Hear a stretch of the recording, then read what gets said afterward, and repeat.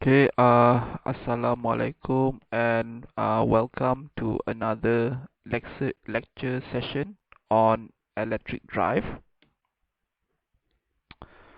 So for today we will be discussing on a summary of what we have done on part 1, part 2 and part 3 of DC drive. So this will be DC drive part 4. So for this lecture session, we will try to summarize what we have done.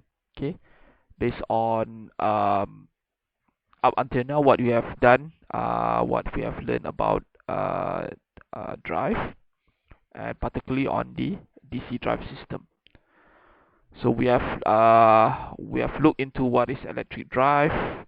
Okay, so the components of electric drives, the advantages of electric drives, and for DC drive, what we have discussed on DC drive compared to AC drive.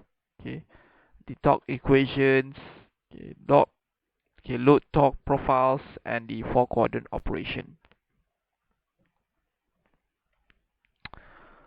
So DC drive compared to AC drive, you have advantages in DC drive's advantages in control unit. Okay, but then you have disadvantages in the motor itself, whereas in AC drive, okay, it's basically a new motor, so you have advantages in motor, but since it's complicated to drive in AC drive, so you have some disadvantages in the control unit. Then we will discuss on the general torque equations. Okay, so this one we have discussed in previous lecture. So you have one is on the linear motion, which is F equals to ma, or F equals to m dv out of dt. Okay, where F is the force, m is the mass, and v is the velocity.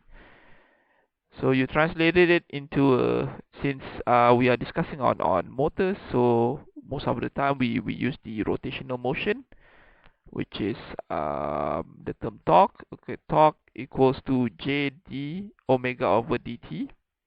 So torque. Okay, j is the moment of inertia, and you have omega is the angular velocity.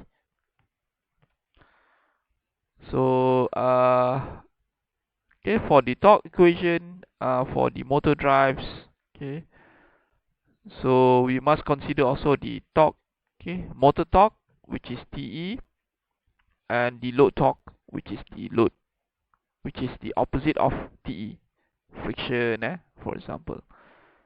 So you have your Te, your motor torque is your load torque plus J d omega over dt. Okay, and from that you can say that if your motor torque minus your load torque is greater than 0, you have an acceleration in your system. If it's the other way, if it's lower than 0, it's deceleration. And if you have your motor torque and your load torque is the same, you can say it's on a holding position or it's on a constant speed position. So the drive accelerates or decelerates depending on the whether your torque motor is greater or less than your torque load. And during acceleration, your motor must supply not only the load torque but also the dynamic torque, which is the inertia. And during deceleration, the dynamic torque or the inertia has a negative sign, therefore it assists the motor torque, okay, Te. And you can see the relationship between your motor torque with the speed. Okay, so for example here you have a slightly low positive. Okay, you have forward running. Okay, And then you have, when your torque is negative, it goes to forward braking. Okay, and in some point when you have your speed is in a negative direction, you'll have a reverse acceleration. Okay, and then you reduce the torque, okay, negative torque into a certain value, you have your reverse running. Okay, and then you accelerate your torque into positive. Okay, you have reverse braking, forward acceleration, and so on. Okay,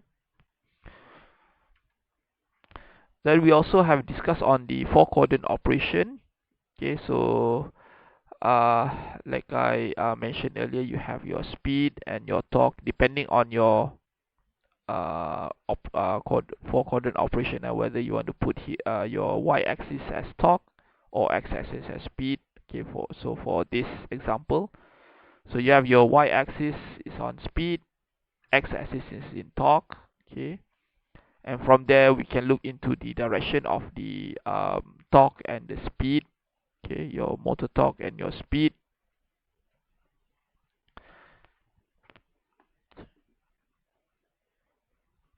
Okay, so for four quadrant operation, you have forward motoring. Okay, forward motoring, forward braking, reverse motoring, and reverse braking. So bear in mind that so for different textbooks or different literature, they have different definition of their four quadrant operation, but basically is the same concept. Okay, so it depends on the direction and of the maybe the torque or current with the speed. Okay, speed.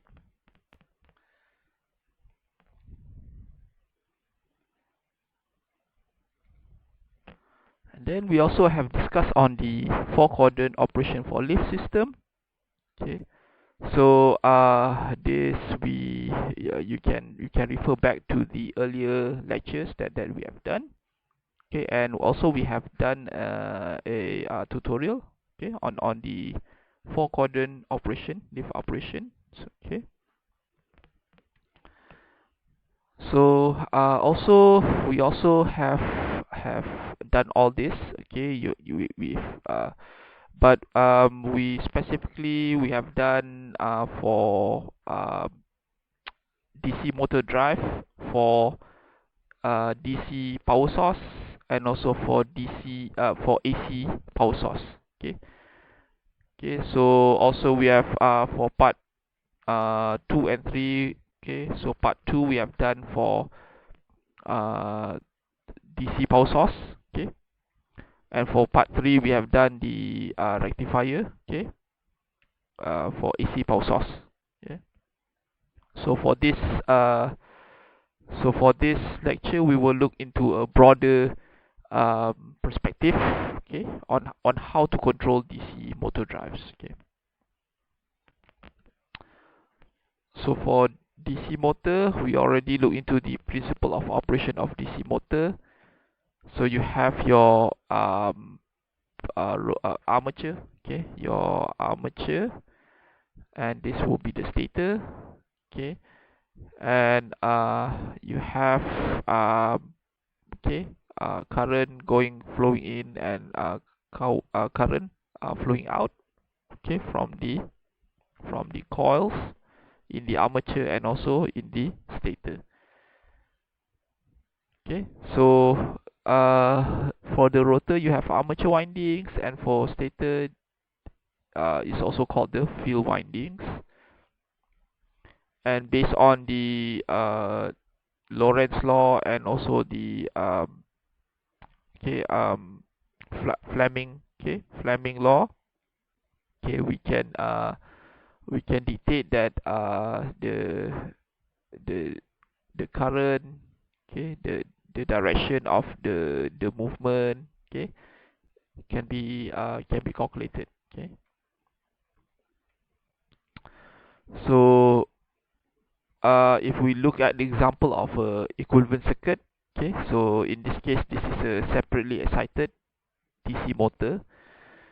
So you have your armature circuit and your field circuit. Okay, so if you are answering questions based on DC motor, so it's good if you can draw your equivalent circuit. Okay, and then you can put in all the value, okay, for your DC motor. You have your armature resistance, you have your armature inductance. Okay, also in the field, LF, RF.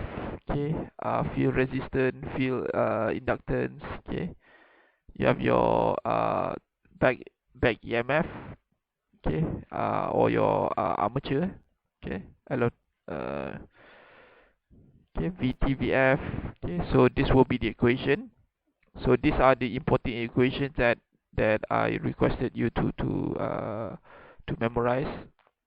Okay, okay, T equals to constant, KE flux IA, okay, or EA equals to KE flux omega m. Okay, so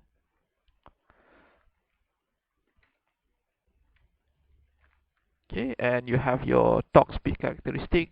This is the equation for your armature circuit. Okay, and in steady state, this will be the equation during the steady state. And therefore, from both of the three equations that you have, okay, you can calculate the speed in omega. Okay, so based on the equation here, you can see that in order to change the speed of your DC motor, that is the omega. Okay, you can either change the value of armature resistance. Okay, oh sorry, this one RA. Okay, and also field flux. Okay, if you change the field flux, and also the armature voltage. Okay, so TE is something that usually is constant, which is the torque developed by your motor. So we don't want to engage in TE because of if you are delivering a certain load. Okay, so there will be a certain torque that is required. Okay, so what we change is the RA, the VA, and the field flux. Okay, so so if you look at a basic characteristic of your DC motor, okay, so essentially this is a good what you call it, speed regulation. DC motor has a good speed regulation. So of course within the value of torque. Okay, and you can see the maximum speed within the value of torque. Okay, so of course higher torque means that you can cater for more heavy loads. Okay, and you can see if you have no load torque, you have a slightly increase in your no load speed, okay, compared to the maximum speed for your maximum load torque. Okay, but then the percentage usually is very small. Okay, and the quality of the DC motor is based on this. Okay, so the separately excited DC motor regularly they have a good speed regulation. Okay. So for motor speed control function, okay, again we touch into three ways on how we want to control the speed, okay, motor speed. So you have first is so changing the value of resistance in the armature circuit. Okay, and next is to change the terminal voltage. Okay, so change the VA, and also last one is on the field flux. okay, field voltage. So we start with controlling speed by adding resistors. Okay, so from this graph you can see that um, the change of the speed to torque characteristic changes if you increase your uh, armature resistance. If RA is increased, you can see the difference between the speed to torque characteristics. So of course, if you increase your armature resistance, you have a lower, okay, lower max torque. Okay, but having controlling your speed by this method, okay, you'll have some disadvantage such as power loss, okay, power losses in your armature circuit. Okay, so and you can see that it does not maintain the maximum torque capability, thus it results in a poor speed regulation. And in order to execute this method, okay, so you will need to add a resistor in your armature circuit. Okay, so you have example here, effects of adding the armature resistance and the effects on the speed. Okay, so you have 4 conditions, whereas where condition 1, 2 and 3, okay, for condition 1 is there is no added resistance in the armature. So okay, so 2, 3 and 4 you have the value of the resistance is increased between, okay, between the sequence. Okay, so R at 1 is lower than R at 2, and eventually is lower than R at 3. So you can see for 1, 2, 3 and 4, okay, and you can you can see the difference. So especially if you take one value, okay, this value of torque, okay, so you can see that when it hits point number 4, okay, so this point where you have your speed is 0 but you have a torque value here, so this is what we call a holding position. Okay, and from the holding position, okay, uh, it's like example if you are using a lift. Okay, so when it stops into a certain level, it needs to have torque in order to maintain the weight of the lift, but you have 0 movement.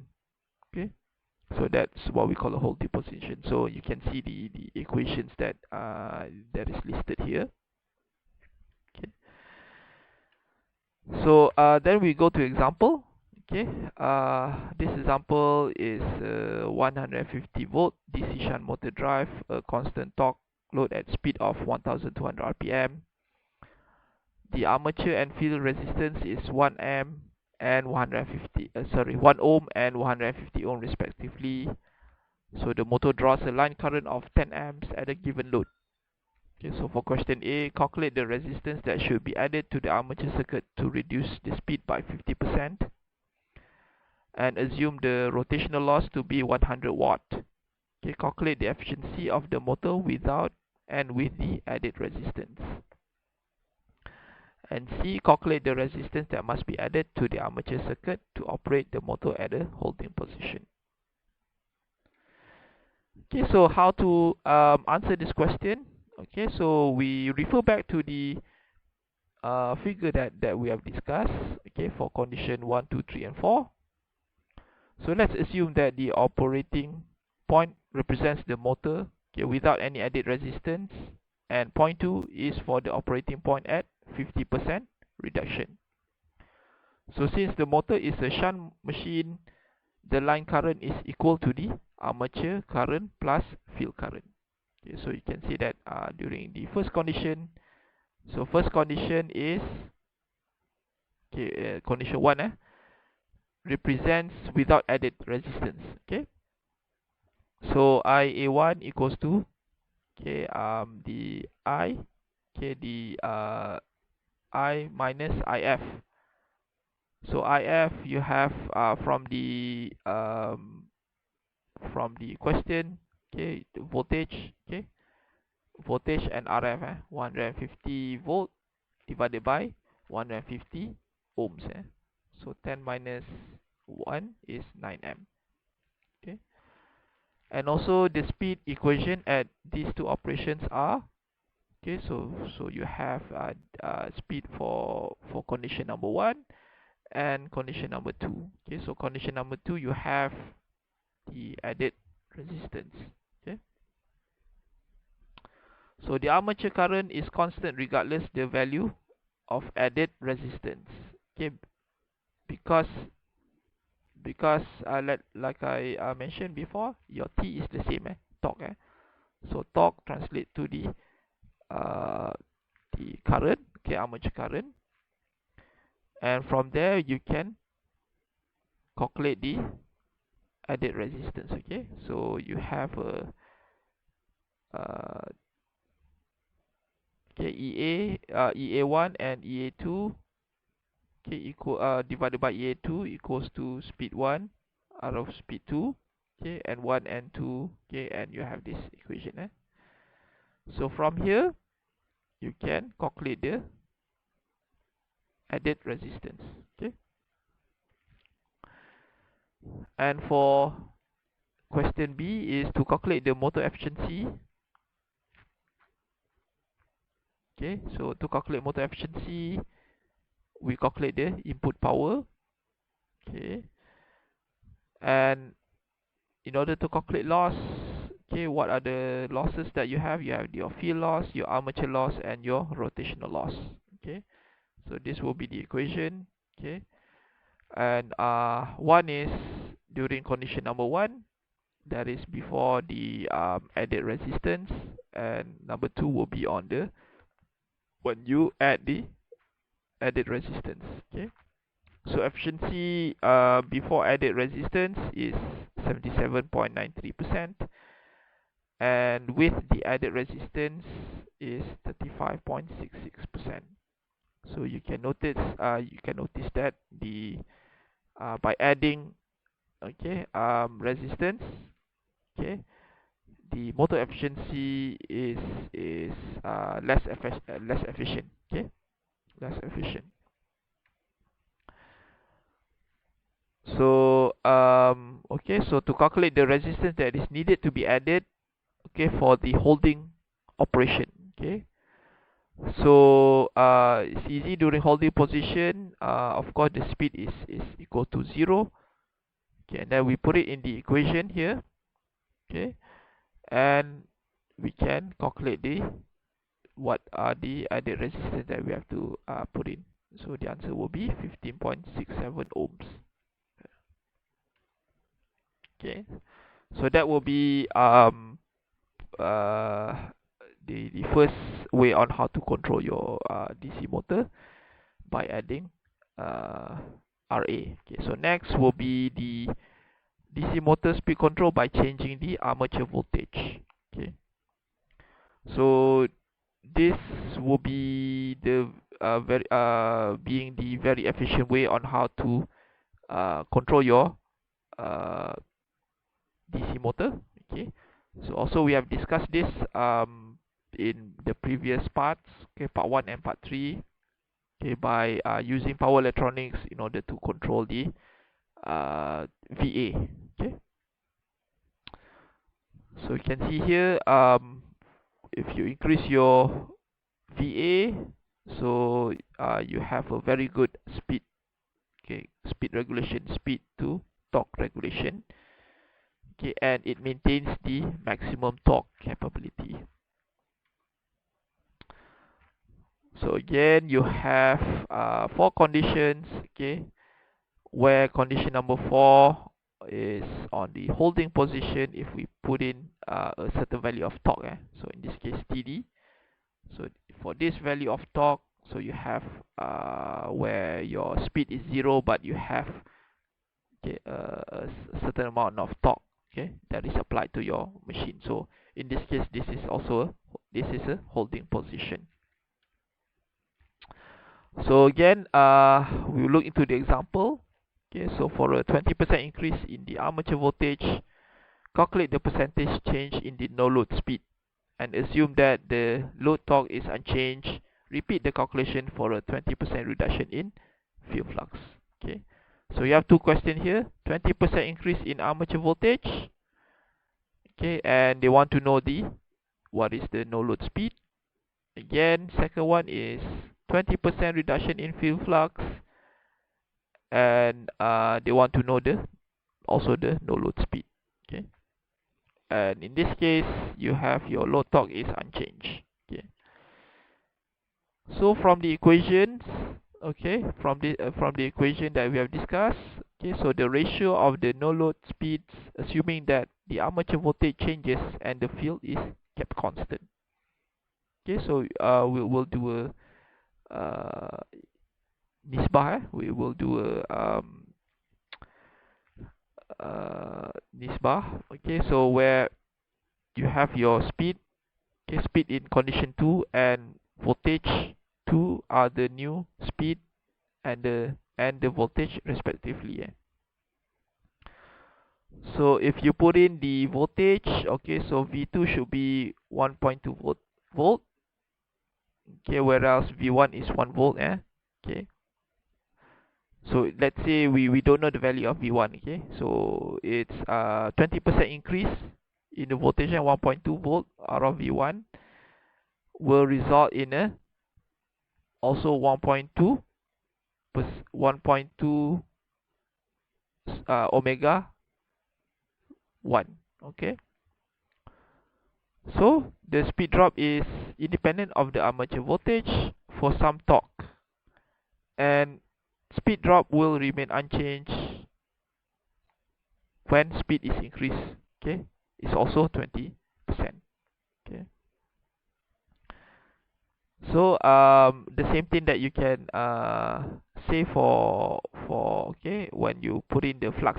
Okay, so if flux 2 is 0.8 out of flux 1, so you get your speed is 1.25 of speed 1. Okay, and the increase is no load speed is 25% as compared to 20% previously. And when you put it into the equation, okay, so you can see that the difference of the speed 2, okay, is this value. And you can see that the speed drop is increased by 56.25%. Okay, okay, and lastly is the flux. Okay, speed control by decreasing the flux. Okay, so if you look at by increasing the flux, okay, or sorry, decreasing the flux, so you can see that you have not a linear response. Speed to torque ratio is not a linear response, but rather gradual. Okay, gradual decrease. So it's a slow transient response. Okay, whereas compared to VA, it's a linear response where you have a more faster transient response. And in this case, the value, it doesn't maintain the maximum torque capability. Okay, so regulating speed, okay, using this method is quite difficult to get the required speed that you want. Okay, so for example, you have example here. Okay, same situation. Okay, 150 volt DC shunt motor and so on. So assume that the resistance is added in the field circuit. Okay, just now we added on the armature circuit, so now it's in the field circuit to reduce the field current by 20%. So calculate the armature current, motor speed, value of added resistance, and extra field losses. Okay, so same thing as we have done in the armature circuit. So now it's on the field circuit. Okay, IA is 9 amp. So this is for condition number 1. And okay, so since the torque is constant, you have IA2 and IA1. Okay, IA2 is equivalent to, okay, the ratio of, okay, flux 1 over flux 2 IA1. Okay, so based on the equations, so K is a constant value, okay, but flux is a different value, since that you have inserted the value of resistance in your flux, so it will be a different value. So assume that the flux is linearly proportional to the field current. Okay, so we assume that flux is linearly proportional. Okay, so normally in most cases it's not that case. But then this is our assumption. So you have your IF1 and IF2. Okay, IF2 is a reduction of 20% from IF1. Okay, then you can calculate what is IA2, and notice that the armature current is increased by 25%. Okay, armature, okay, 11.125% compared to 9 amp. So then you can calculate speed. Okay, from this equation you can calculate the speed, and you have your speed is 1448.86 rpm, which is a 20.73% increase. And the value of resistance should be inserted in the circuit field, in the field circuit. Okay, you can also it can be calculated. Okay, and this will be the value, and this will be the power.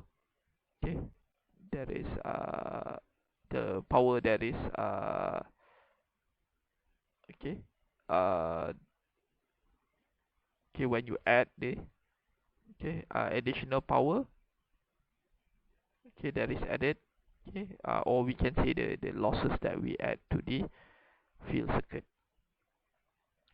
So compared to the previous for the if you compare the power, so in this case this is only 24 watt. You compare to the power when you put resistance in your armature circuit, so this is quite small. Okay, so then if you combine both voltage and field, okay, field control, voltage and armature voltage control and field flux control, so you have what you call the torque to speed, okay, controller, where the restriction that you have for your armature voltage control, so on a certain speed base, okay, you cannot go any further, so you need to reduce or weakening your field flux in order to increase your speed more. Okay, so this is a technique that we call the field weakening. Okay, so you are trading off your torque capability to increase your speed. And okay, so you have a region where you have your, okay, so you have your constant flux region, or you can say the constant torque region. Okay, constant torque region, okay, where you can increase or decrease your speed. Okay, but then if you want to go even higher, if you want to go even faster, you need to reduce your torque, where else it will go into a constant power region. Okay, and these are the information that is included in the mostly in the motor plate. Okay, so it can also be put into a 4-quadrant operation. Okay, so you have your motor generator, okay, motor, reverse motoring, okay, on regenerative braking. Okay, and you have your save your operation field here. Okay, operation point, where else your operating point cannot exceed the limit that is here. Okay, so the direction of the armature current is changed for reversing and torque direction. Okay, so that is three ways on how to control your DC motor. So we found out that the most efficient way is to control your armature voltage VA, and also in some exception you can also use field weakening in order to increase your speed. So in order to execute that, modern controls will require power electronics to execute both operation. So also we have discussed this. This is for rectifier. We have done it on a previous version. Okay, this is on this is on part 3, and for choppers we have done in part 2. Okay, so we've done a more thorough discussion during part 2 and part 3. Okay, so this will be a slight revision on what you have done. So rectification for the AC, okay, AC source, AC source. Okay, so for single phase you have your converter. Okay, so your converter here. Okay, so this will be the armature circuit. Okay, connected to your armature, and this will be another converter or rectifier or filter to supply power to your field circuit.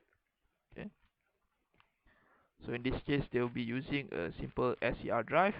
Okay, that can do the trick. And you have, for example, this is a half-wave rectification. Okay, single phase. So you have a condition where if your armature is connected to back electromotive, so you have a VA. Okay, and the important V out, you want to calculate V out. So this will be this region here. So from here what you need to know is the extension angle and your alpha angle, your trigger angle. Okay, and okay, your extension angle minus your alpha angle is your commutation angle, which is this. So this is a simplified equation. So either you can use the equation that we have discussed in chapter 3, okay, DC drive part 3, or you can use this equation. Okay, nevertheless we will do you will have to complete a tutorial answering this question. So it will be a exercise for you for your tutorial. Okay, and then we'll go for a rectification for full wave. Okay, in this case for full wave you need 4 SCRs. Okay, or in another way you are using a transformer with 2 SCRs. Okay, and again the same thing. So your how to calculate VO. Okay, VO that will be supplied to your motor. So you need to know the extension angle. Okay, extension angle, your trigger angle. Okay, but in this case for full wave rectification, the period is only 4 pi compared to half wave you need to divide it by 2 pi. Okay, so same equation here, and the example you can complete the examples in the tutorial. Okay, and then you have for 3 phase. Okay, So three phase, it will be more complicated. You need six switches, okay, and the switches is being controlled by the gate triggering processors, okay, and you can either have to control your field. You can control your field, okay, or you can do it by the armature controller, okay. And also you have for a two quadrant, okay, more than one quadrant, two or four quadrant, so you need two sets of converters in order to execute the quadrant drives. So for example, for a two quadrant drive, you have your, okay, so for converter 1, okay, converter 1 will be okay, so for converter 1, you have your current will be flowing from converter 1 to your armature, and so converter 2 is turned off, okay. And then if you have a generating condition where converter 2 will be turned on and converter 1 will turn off, okay, so it will be here, okay. And also we have already discussed the phase control rectifier for single phase or three phase, okay. So this will for two quadrant 1 and quadrant 4, okay. And if it's if you have two sets of the rectifiers, so it can be a four quadrant operation, okay. So also you can use H bridge H bridge control rectifier. So this is also been discussed in part 3, okay, in the previous lecture, okay. And we will look into choppers that has been discussed in part 2, okay. So DC chopper, by controlling the frequency, okay, frequency of the chopper and also the duty cycle, okay, so we can control the output, VO. So okay, single converter, okay, one quadrant converter, okay, so this is only for one way. And then you have for two quadrants, okay, quadrant 1 and quadrant 2, okay, can be executed, okay. And for four quadrant, we'll be using the whole okay, so for the whole switches, it will evaluate it will be developed by using for all four switches, so also this has been discussed in DC drive part 2. So H bridge for all four quadrant, okay. And using switch mode converters, you have advantages in switching in high frequency, okay. So having it in high frequency, you can reduce color ripples, you can increase control bandwidth, okay, and usually it's used in high performance application, okay. So that's all for part 4 of our lecture, DC. Okay, so I will continue with DC drive part 5. So for now, thank you and have a nice day.